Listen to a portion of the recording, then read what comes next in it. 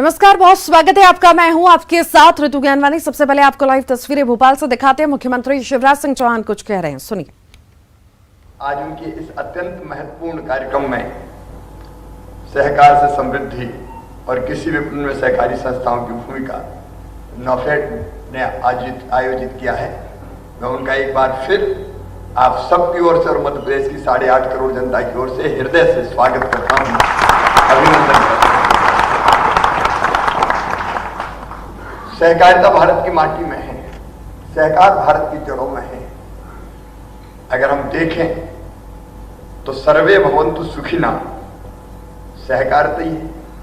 केवल मेरा नहीं, सबका भला हो। वसुधैव कुटुंबकम सहकारिता है। आत्मवत् सर्वभूतेषु, सबको अपने जैसा मानो, सहकारिता है। एक सबके लिए और सब एक के लिए सहकारिता है। बहुजन हिताय बहुजन सुखाय सहकारिता है। और लाभ से ज्यादा सेवा को महत्व, एक से ज्यादा समूह को महत्व, प्रतिस्पर्धा से ज्यादा परस्पर सहयोग को महत्व, ये सहकारिता है।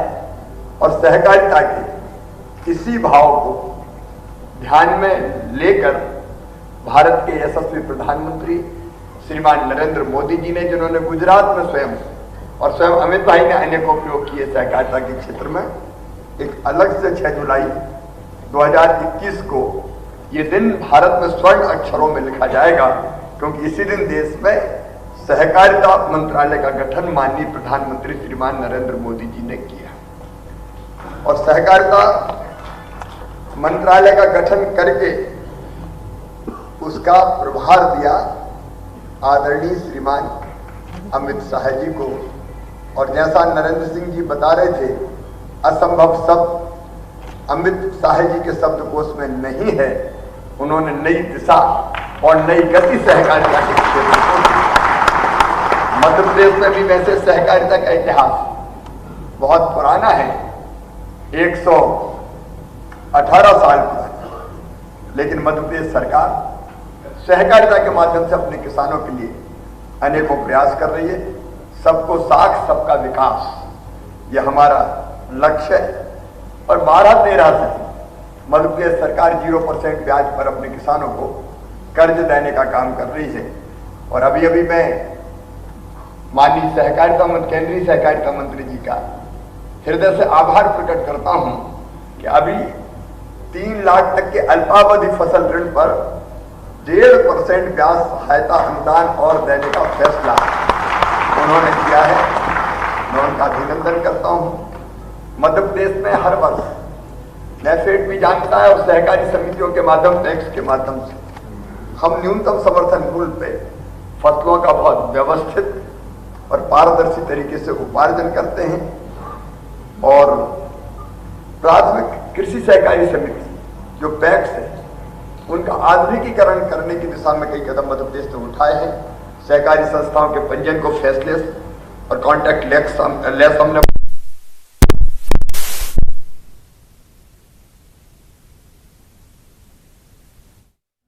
हृदय से आभार प्रकट करता हूं कि अभी 3 लाख तक के अल्पावधि फसल ऋण पर 1.5% ब्याज सहायता अनुदान और देने का फैसला उन्होंने किया है। मैं उनका अभिनंदन करता हूं। मध्य प्रदेश में हर वर्ष नेफेड भी जानता है और सहकारी समितियों के माध्यम, पैक्स के माध्यम से हम न्यूनतम समर्थन मूल्य पे फसलों का बहुत व्यवस्थित और पारदर्शी तरीके से उपार्जन करते हैं। और प्राथमिक कृषि सहकारी समिति जो पैक्स है, उनका आधुनिकीकरण करने की दिशा में कई कदम मध्य प्रदेश ने उठाए हैं। सहकारी संस्थाओं के पंजीयन को फेसलेस और कॉन्टैक्ट लेस हमने बनाया है। पैक्स कंप्यूटराइजेशन के मामले में मध्य प्रदेश तेजी से काम कर रहा है। प्रत्येक जिला सहकारी केंद्रीय बैंक की शाखाओं में पैक्स में माइक्रो ATM स्थापित किए जा रहे हैं और अगले 3 महीने में हम इस काम को पूरा कर लेंगे। 4500 से अधिक पैक्स को हमने सामान्य सुविधा केंद्र के रूप में विकसित करने का काम किया। इससे कृषकों को कृषि आदान, कृषि ऋण, कृषि उपज के विपणन और अन्य सुविधाएं सिंगल विंडो पर उपलब्ध है। मध्य प्रदेश में माननीय केंद्रीय गृह मंत्री और सहकारिता मंत्री जी के मार्गदर्शन में हम नई सहकारिता नीति भी बनाने का प्रयास कर रहे हैं। कुछ प्रयास हमारा हुआ है और हमने इसके जो मुख्य तत्व जो मुझे लगते हैं, जिसके बारे में सहकारिता क्षेत्र के दिग्गजों से हमने चर्चा करके कुछ बिंदु निकाले हैं। सहकारिता के सिद्धांतों के आधार पर मौजूदा सहकारी समितियों को सुदृढ़ बनाना और नई सहकारी समितियों के निर्माण की कार्रवाई करने के काम में हम लगे हैं।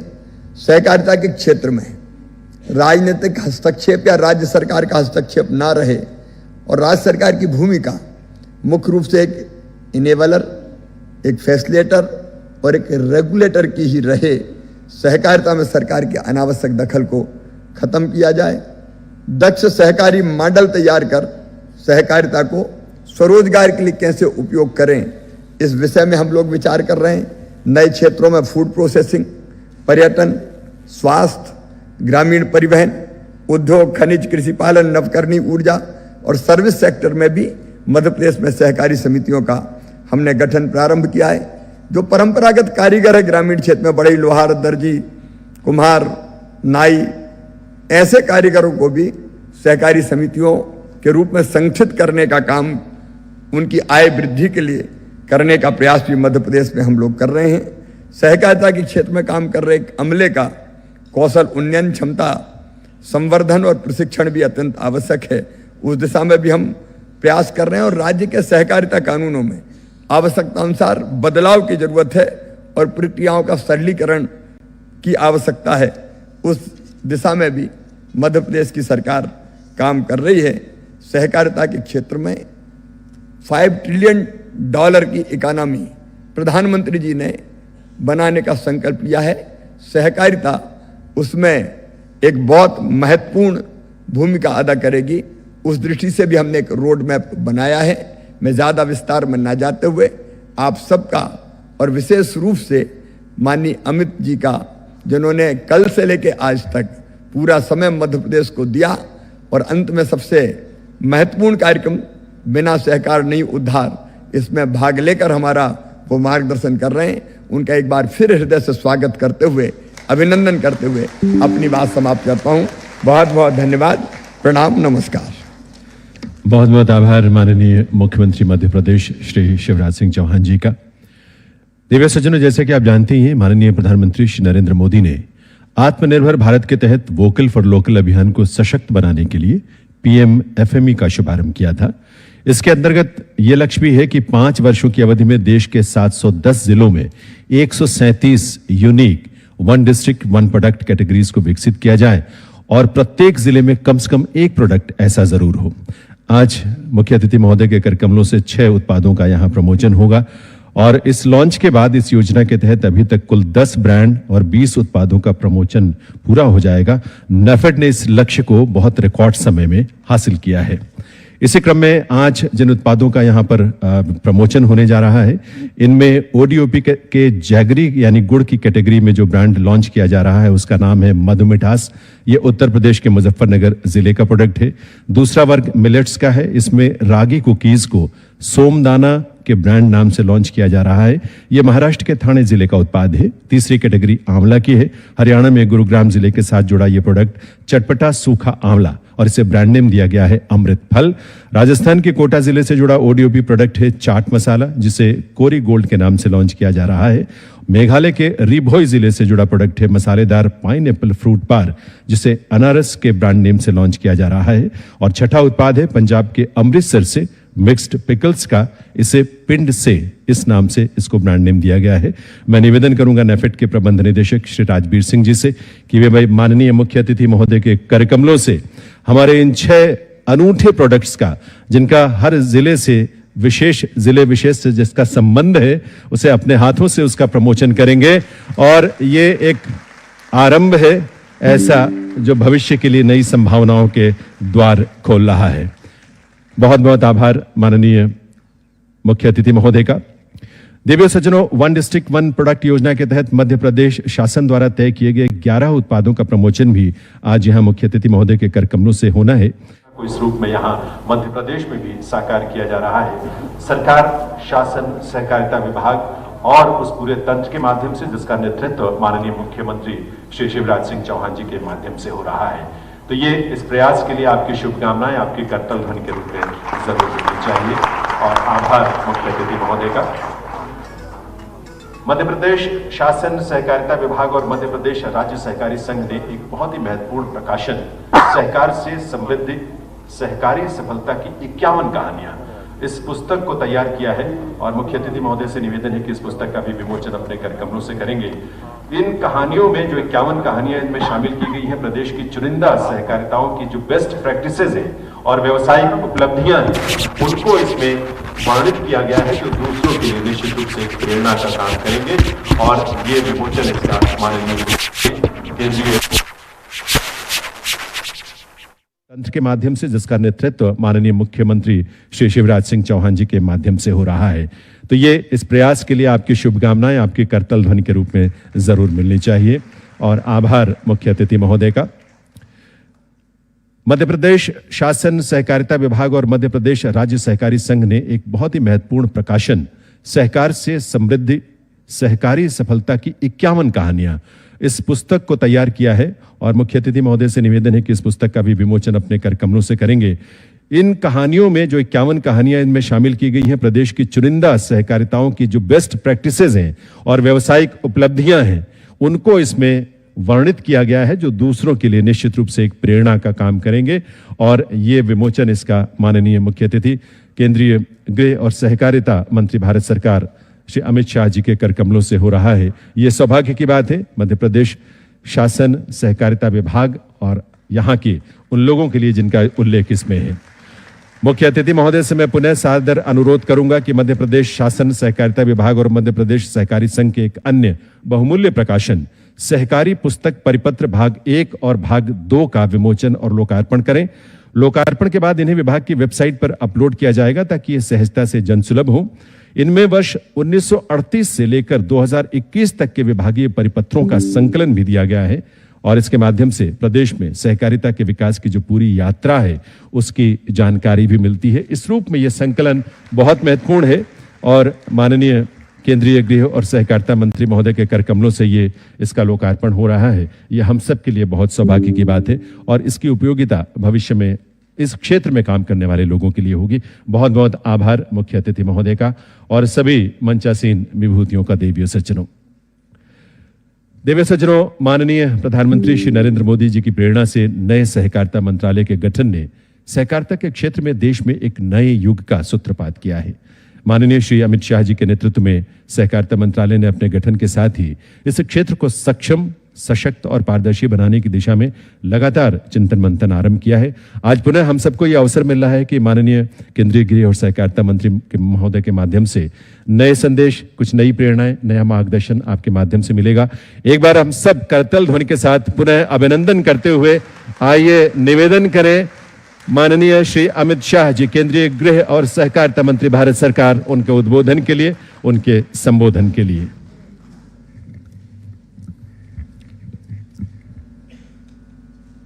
आज के नाफेड के कार्यक्रम में उपस्थित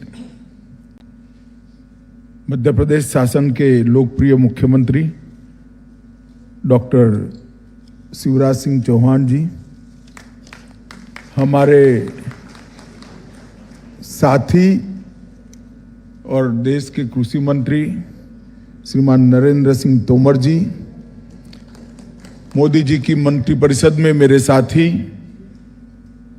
श्रीमान BL वर्मा जी, मध्य प्रदेश के सहकारिता मंत्री श्री भदौरिया जी, मध्य प्रदेश के कृषि मंत्री श्री कमल पटेल जी, आज के कार्यक्रम के उत्सव मूर्ति जिनके निमंत्रण पर हम सब यहाँ आए हैं, डॉक्टर विजेंद्र सिंह जी, क्रिप्को के अध्यक्ष और नाफेड के डायरेक्टर डॉक्टर चंद्रपाल सिंह जी, इफ्को और राष्ट्रीय सहकारी संघ के अध्यक्ष श्रीमान दिलीप सांघानी जी, सहकारिता मंत्रालय के सचिव ज्ञानेश कुमार जी और नेफेड के MD श्री राजबीर सिंह जी, और आज इस कार्यक्रम में उपस्थित इतनी बड़ी संख्या में आए हुए सारे सहकारिता आंदोलन के बंधुजन, भगिनी और किसान भाइयों और बहनों, आप सभी का आज के कार्यक्रम में स्वागत है। आज कृषि विपणन में सहकारी संस्थाओं की भूमिका, इस विषय पर राष्ट्रीय सम्मेलन यहां पर रखा गया है। बारिश के कारण इसके पहले के आपके कार्यक्रम थोड़े डिस्टर्ब हो गए हैं, मगर हम बहुत कम समय के अंदर सहकारिता मंत्रालय मार्केटिंग के क्षेत्र के अंदर सहकारिता की भूमिका को आमूलचूल परिवर्तन किस प्रकार से हम करें, इसको लेकर एक कार्य योजना लेकर आने वाले हैं। अभी कहने को तो बहुत सारे अचीवमेंट्स हैं, देखे भी हैं और साथ अर्थ में अचीवमेंट है। एक सहकारी संस्था नाफेड इतना बड़ा योगदान लोगों के और सरकार के बीच में कड़ी बनने का, किसान और सरकार के बीच में कड़ी बनने का, और ढेर सारी सरकारी योजनाओं को जमीन पर उतारने का कर रही है। कोई बहुत छोटी बात नहीं है। चाहे दलहन हो, चाहे तिलहन हो, चाहे सरकारी योजना का सस्ता अनाज पहुंचाना हो, चाहे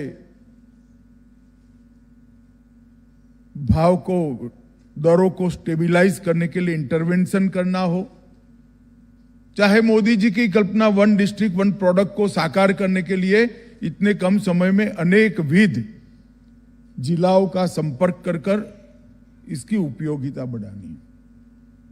हर क्षेत्र में नाफेड ने ढेर सारे अचीवमेंट्स प्राप्त किए हैं और हम सब सहकारिता क्षेत्र के साथ जुड़े हुए लोग इसको जानते भी हैं, इसको मानते भी हैं। जहां तक भारत का सवाल है, कृषि उत्पाद में हम लगभग दलहन और तिलहन छोड़कर आत्मनिर्भर हो चुके हैं।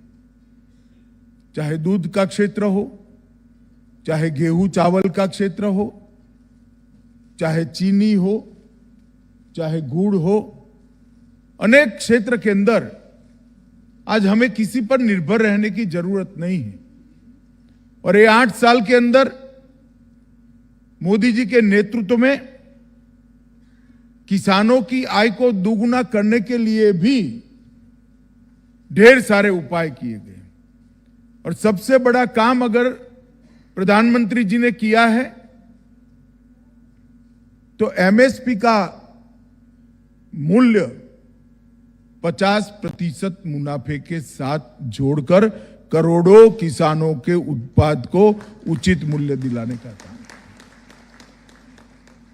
करोड़ों टन धान और गेहूं आज एमएसपी से खरीदे जाते हैं। लाखों टन दलहन तिलहन एमएसपी से खरीदे जाते हैं और हर साल ट्रांसपेरेंसी के साथ, पारदर्शिता के साथ हर साल इसके दामों का रिव्यू कर इसके अंदर बढ़ोतरी करने का काम भी नरेंद्र मोदी सरकार कर रही है। खाद्यान्न का उत्पादन 314 मिलियन मैट्रिक टन तक पहुंचा है। सहकारिता मंत्रालय की स्थापना के पहले ही प्रधानमंत्री जी ने कृषि उत्पादों के मार्केटिंग के अंदर अत्याधुनिक व्यवस्था को लागू करने के लिए कई सारे उपाय किए थे। राष्ट्रीय कृषि बाजार ई-नाम इसका एक उत्कृष्ट उदाहरण है। लगभग 1000 मंडी 18 राज्यों की और 3 यूटी की इसके साथ जुड़ चुकी है। इनाम पोर्टल पर 1.73 करोड़ से अधिक किसान और करीब करीब 2.5 लाख व्यापारी अपना पंजीकरण करा चुके हैं और 20 प्रदेशों के 2100 से ज्यादा एफपीओ को भी ई नाम पोर्टल पर जोड़ने का काम किया गया और इस सब के कारण मार्केटिंग के क्षेत्र के अंदर पारदर्शिता भी आई है और किसान को उचित दाम मिलने की शुरुआत भी हुई। एफपीओ का आंदोलन बहुत तेजी के साथ मजबूत आधार बना रहा है और ई नाम प्लेटफॉर्म पर अब तक 2 लाख करोड़ से ज्यादा रुपयों का व्यापार हो चुका है। मित्रों, ये बहुत बड़ी भूमिका ई नाम ने कृषि उपज के मार्केटिंग के अंदर तैयार की है। हमारे कृषि के एक्सपोर्ट ने $50 बिलियन के आंकड़े को इस साल क्रॉस कर दिया है। ये सहकारिता के साथ जुड़े हुए सभी लोगों के लिए एक बहुत बड़ा आनंद का विषय है कि इतना बड़ा कृषि उपज का एक्सपोर्ट भारत कर पाया है। मित्रों, जहां तक सहकारिता के अंदर मार्केटिंग का सवाल है, अभी की व्यवस्था ने अब तक बहुत कुछ अचीव किया है, परंतु अगर हम चाहते हैं कि पैक्स से एपेक्स तक एक मजबूत मार्केटिंग की व्यवस्था खड़ी हो जाए तो सिर्फ नाफेड काम नहीं कर पाएगा। नाफेड के साथ साथ स्टेट के फेडरेशन, इसके बाद डिस्ट्रिक्ट के फेडरेशन, इसके बाद तहसील के फेडरेशन और पैक्स तक का सभी की सभी पैक्स को मार्केटिंग के काम के साथ जोड़ना पड़ेगा। और इसीलिए भारत सरकार पैक्स को बहुउद्देशीय बनाने के लिए, मल्टी डायमेंशनल बनाने के लिए, अनेक विध चीजें इसके साथ जोड़ने के लिए, जिससे पैक्स वायबल भी हो और पैक्स मजबूत भी हो और पैक्स मल्टी डायमेंशनल भी हो, एक मॉडल एक्ट पैक्स का लेकर हम आ रहे हैं। देश भर के सभी राज्यों से, सभी संस्थाओं से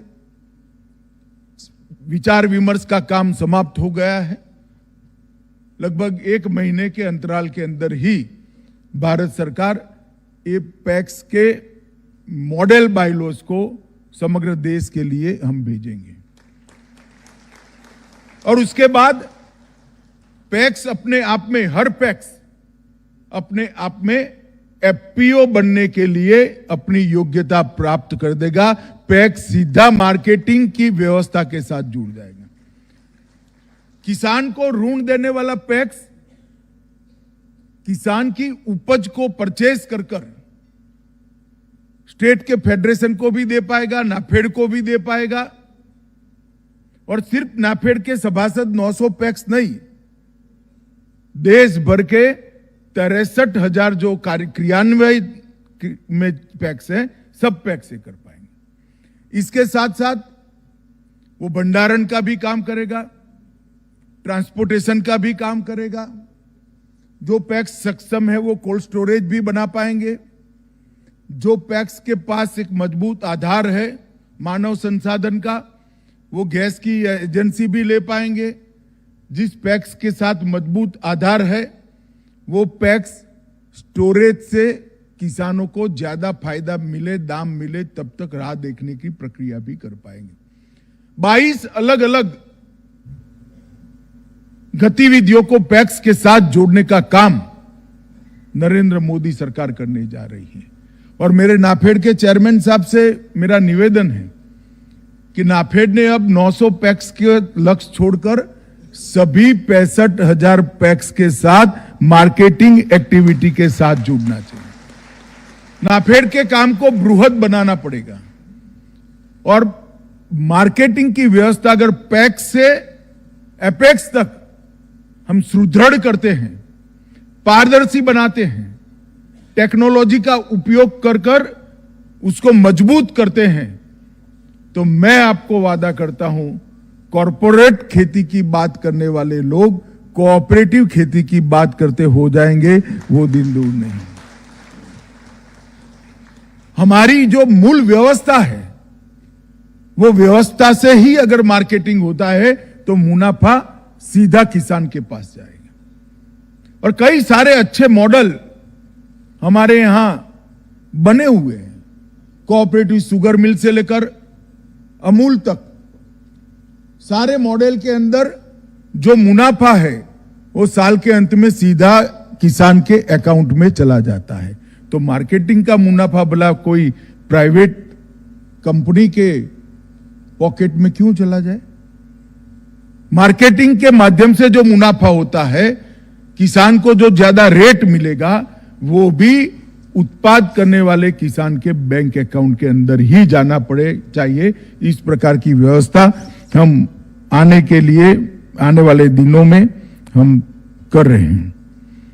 सहकारिता में बीज तथा खाद के खरीद और वितरण में सहकारिता की भूमिका को बढ़ाने के लिए एक योजना हम बना रहे हैं। सारे पैक्स का कंप्यूटराइजेशन कर इसके सॉफ्टवेयर को मल्टी डायमेंशनल बनाकर इसके बायलॉज को बदलकर टेक्नोलॉजी का उपयोग करना चाहते हैं। किसानों के साथ पैक्स का एक्सेस हो अपने मटेरियल को बेचने के लिए, इसको एक और ऑप्शन मिले, इस प्रकार की व्यवस्था करना चाहते हैं। मंडी के व्यवहार के अंदर सरलता आए और प्रोडक्ट की प्रॉफिटेबिलिटी बढ़े, इसके लिए भी हम एक योजनाएं बनाने जा रहे हैं। और मित्रों, मैं एक और बात कहना चाहता हूं, नाफेड विपणन के दुनिया में हमारा सबसे शीर्ष संगठन है। नाफेड ने अब सरकारी बैसाखियों के आधार पर चलना छोड़ देना चाहिए। मैं ये नहीं कहता कि सरकार की जो योजनाएं पहुंचाने हैं उसको बंद कर दीजिए, इसको चालू ही रखनी चाहिए। सरकार का दलहन तिलहन खरीदने की काम को चालू रखिए, मार्केट को स्टेबलाइज करने की प्रक्रिया को भी आप जरूर इंटरवीन करिए, मगर उसके साथ साथ ढेर सारे प्राइवेट कंपनियों को भी गेहूं भी चाहिए, चावल भी चाहिए, दलहन भी चाहिए, हर प्रकार के कृषि उत्पाद चाहिए। क्यों नाफेड अपने काम को विस्तृत न करे? आटा बनाने वाली कंपनियां क्यों मार्केट में सीधी जा रही है? नाफेड इतना मजबूत होना चाहिए कि हर प्राइवेट कंपनी नाफेड के पास से ही गेहूं ले जाए, इस प्रकार की व्यवस्था हमने बनाई। और जब ये बनता है तब मुनाफा सीधा किसान के पास जाता है। चीनी जिन कंपनियों को चाहिए वो नाफेड से परचेस कर सकते हैं, और इसके लिए एक सुदृढ़ तंत्र जिला कक्षा के मार्केटिंग फेडरेशन से और राज्य कक्षा के मार्केटिंग फेडरेशन, दिलीप भाई यहां बैठे गुजको मासोल के चेयरमैन हैं। गुजको मासोल अनेक विध चीजों को परचेस करता है। नाफेड अगर नोडल एजेंसी बनता है तो ऐसे देश भर के फेडरेशन की मटेरियल को प्राइवेट कंपनियों के मार्केट में और बाद में एक्सपोर्ट के अंदर भी वो कर सकते हैं। भारत सरकार ने मार्केटिंग के लिए एक नया इनिशिएटिव भी लिया है। एक ही महीने के अंदर हम एक एक्सपोर्ट हाउस की स्थापना करने जा रहे हैं, जो मल्टी स्टेट कोऑपरेटिव सोसाइटी होगी, जिसके अंदर क्रिप्को, इप्को, अमूल, नाफेड, ये सारे हमारे शीर्ष संगठन होंगे और किसान की छोटी चीज को, हैंडीक्राफ्ट की छोटी चीज को एक्सपोर्ट करने की व्यवस्था कोऑपरेटिव बेसिस पर हम करने जा रहे हैं। और जब एक्सपोर्ट करने की व्यवस्था कोऑपरेटिव बेसिस पर हम करने जा रहे हैं, उस वक्त अगर नाफेड सिर्फ सरकारी काम ही करेगा तो किसान को ये एक्सपोर्ट हाउस का फायदा कभी नहीं मिलेगा। नाफेड ने अपने काम को विस्तृत करना चाहिए, और मैं नाफेड की टीम को भी कहना चाहता हूं कि आप लोगों को इसके लिए जो सहयोग की जरूरत हो वो लेकर जरूर सहकारिता मंत्रालय में आइए। भारत सरकार को आनंद होगा। मार्केटिंग की व्यवस्था में आत्मनिर्भर अगर नाफेड होता है तो बहुत आनंद होगा। हम हर प्रकार की मदद करने के लिए आज खड़े हैं। भारत सरकार ने एक नए इनिशिएटिव लिए। अब तक जैम का जो पोर्टल है सिर्फ सरकारी कंपनी और सरकारी पीएसयू और सरकारों के लिए ही सीमित काम करता था।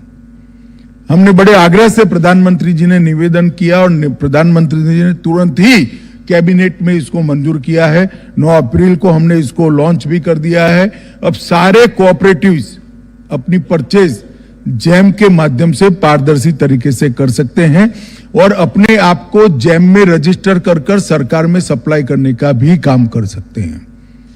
तो आप खरीद भी सकते हैं, आप बेच भी सकते हैं।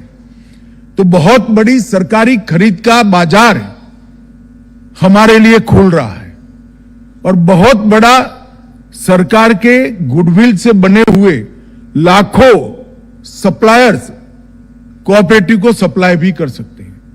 मगर इसमें पारदर्शिता आएगी, बोर्ड के कुछ मेंबरों का विरोध भी आएगा क्योंकि अभी तो खरीद और बिक्री दोनों में कोई पूछने वाला नहीं है।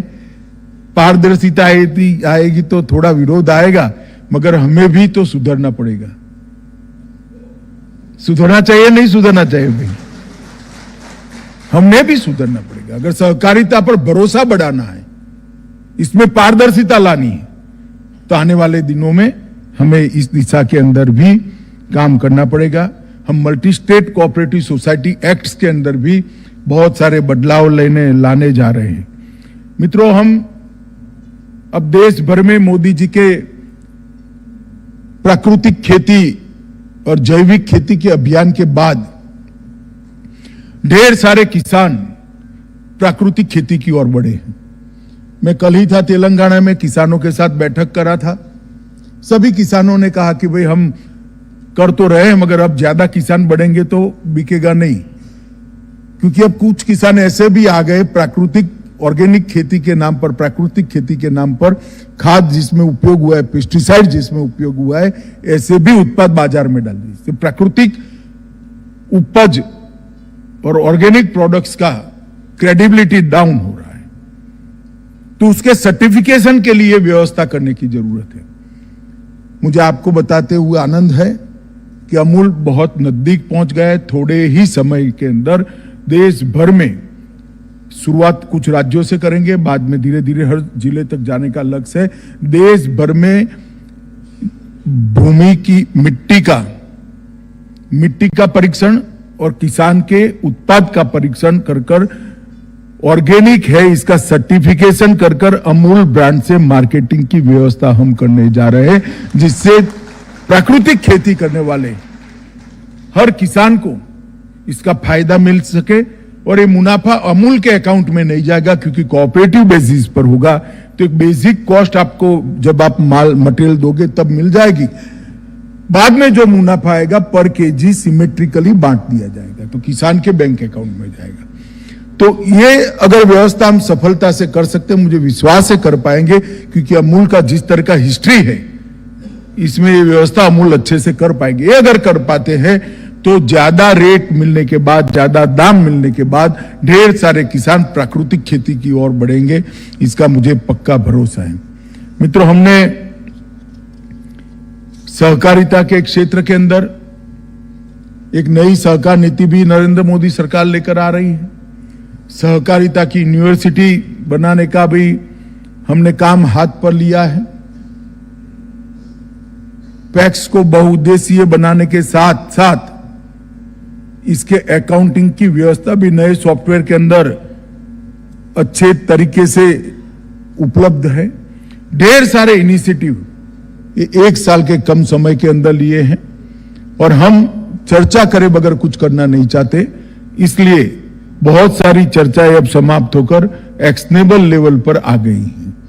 तो कुछ समय के अंदर ही सहकारिता क्षेत्र के अंदर एक नया ऊर्जा का अनुभव हम सब लोग कर पाएंगे और मार्केटिंग के क्षेत्र में भी पैक्स से लेकर क्रिप्को तक देश भर की सहकारी समितियों को जोड़कर मार्केटिंग की एक मजबूत चेन, एक मजबूत खाका हम बनाने जा रहे हैं। और मेरी बात फिर से मैं रिपीट करना चाहूंगा, आप याद रखिएगा, कॉरपोरेट खेती की जगह कोऑपरेटिव खेती का चलन भी बढ़ेगा, मांग भी बढ़ेगी और कोऑपरेटिव खेती सफल भी होगी। इस दिशा में आने वाले दिन में हम जा रहे हैं। क्रिप्को, इफको, अमूल, ये सारी हमारी सक्सेस स्टोरी है। इसको दुनिया के सामने रखना चाहिए।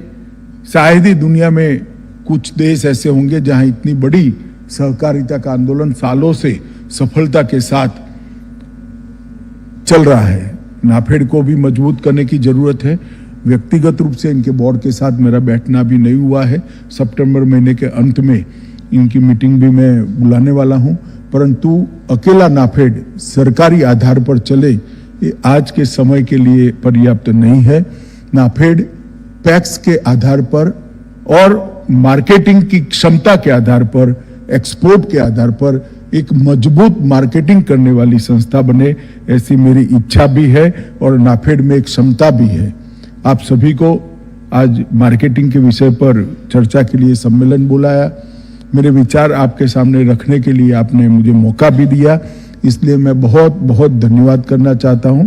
और फिर से एक बार, मोदी जी ने नाफेड को बाहर निकाला है। मोदी जी ही नाफेड को मल्टी डायमेंशनल और मजबूत आधार वाला एक आत्मनिर्भर कोऑपरेटिव यूनिट बनाएंगे, इसका मुझे विश्वास है। आप सबको अनेक अनेक शुभकामनाएं। वंदे मातरम। देवी सज्जनों, एक बार खड़े होकर आइए, उस चिंतन को, उस विचार को और उस मार्गदर्शन को हम नमन करें, वंदन करें और आभार व्यक्त करें माननीय मुख्य अतिथि महोदय का, जो उनका मार्गदर्शन हम सबको मिला है। आभार आप सभी का भी। और मैं निवेदन करूंगा नाफेड के प्रबंध निदेशक श्री राजबीर सिंह जी से कि वे माननीय मुख्य अतिथि महोदय और सभी विशिष्ट अतिथियों और आप सबका आभार व्यक्त करने के लिए पधारे। आज मंच पर हमारे बीच मुख्य अतिथि के रूप में विराजमान देश के अत्यंत लोकप्रिय नेता, यशस्वी गृह मंत्री जी तथा भारत के प्रथम सहकारिता मंत्री जी, जो अपने अत्यंत व्यस्त कार्यक्रम में से समय निकालकर, जी उनकी व्यस्तता का जिक्र माननीय मुख्यमंत्री जी ने अभी भी किया था, उसके बावजूद अपना बहुमूल्य समय दिन के इस वक्त हमको प्रदान किया है, उसके लिए हम पूरे नाफेड परिवार की तरफ से सबको बहुत बहुत धन्यवाद करते हैं। सर, आपने नाफेड की गतिविधियों का सकारात्मक उल्लेख करते हुए हमें जो प्राइवेट सेक्टर में नाफेड की गतिविधियां बढ़ाने के लिए एक सुझाव तथा मार्गदर्शन दिया है, उसके लिए हम आपके कृतज्ञ रहेंगे। मध्य प्रदेश के माननीय तथा यशस्वी मुख्यमंत्री श्री शिवराज सिंह चौहान साहब का भी मैं नाफेड परिवार की ओर से बहुत बहुत धन्यवाद करता हूं। माननीय मुख्यमंत्री जी ने विश्वास दिलाया था कि समय की कोई सीमा नहीं रहेगी, आपके कार्यक्रम को हम पूरा सहयोग देंगे। सर, आज आपके तथा आपके राज्य प्रशासन के सहयोग एवं मार्गदर्शन के कारण ही यह सम्मेलन भोपाल में सफलतापूर्वक आयोजित हो पाया है। सर, इसके लिए हम आपके हमेशा आभारी रहेंगे। आज के सम्मेलन में मंच पर विराजमान हमारे माननीय केंद्रीय कृषि एवं किसान कल्याण मंत्री, जो हमारे लिए सतत एक प्रेरणा स्रोत हैं तथा हमारे एक सपोर्ट सिस्टम हैं। सर, आपके मंत्रालय के नेतृत्व में मार्गदर्शन में नाफेड किसानों के हित के लिए लगातार काम कर रहा है। आपका समय समय पर हमें उचित मार्गदर्शन एवं सहयोग मिलता रहा है, इसके लिए नाफेड परिवार आपका बहुत बहुत आभारी है। आज के कार्यक्रम में विशेष रूप से दिल्ली से आए हमारे माननीय केंद्रीय सहकारिता एवं डोंगे राज्य मंत्री श्री BL वर्मा साहब तथा राज्य सरकार के कृषि मंत्री माननीय कमल पटेल साहब तथा सहकारिता मंत्री माननीय अरविंद भदौरिया साहब के साथ साथ हमारे NCUIF को अध्यक्ष श्री दिलीप संघानी साहब, जो हमारे नाफेड के निदेशक मंडल में भी हैं, तथा एशिया पैसिफिक ICA के एशिया पैसिफिक के अध्यक्ष तथा क्रिबको के अध्यक्ष श्री डॉक्टर चंद्रपाल सिंह जी, केंद्रीय सहकारिता सचिव श्री ज्ञानेश कुमार जी तथा भारत तथा राज्य सरकार के अधिक उच्च अधिकारीगण तथा नाफेड के निदेशक मंडल को मैं बहुत बहुत धन्यवाद करना चाहता हूं कि आपकी इस गरिमा में उपस्थिति ने इस सम्मेलन को भव्य एवं सार्थक बनाया है।